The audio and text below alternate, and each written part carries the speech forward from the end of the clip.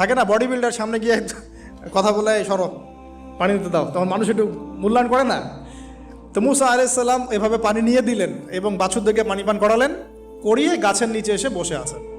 বসে বসে তিনি দোয়া করছেন, এই যে দোয়াটা তিনি দোয়া করছেন, রব্বি, একটা নেক কাজ করলেন, নেক কাজ করলেন না, মানুষের উপকার করলেন, নেক কাজ করে এসে গাছের নিচে বসে দোয়া করছেন, আল্লাহ এখানে তো আমার খাবার পানি বাসস্থান কিছুই নাই, আমি কি করব?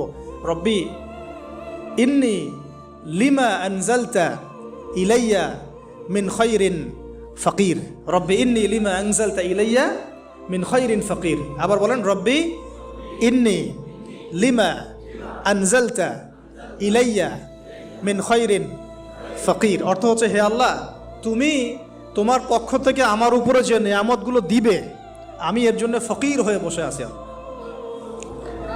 অর্থ বুঝে পড়বেন ভাই, নামাজ রোজা হজ জাকাত যাই করেন আল্লাহর ওয়াস্তে অর্থ বুঝে পড়বেন।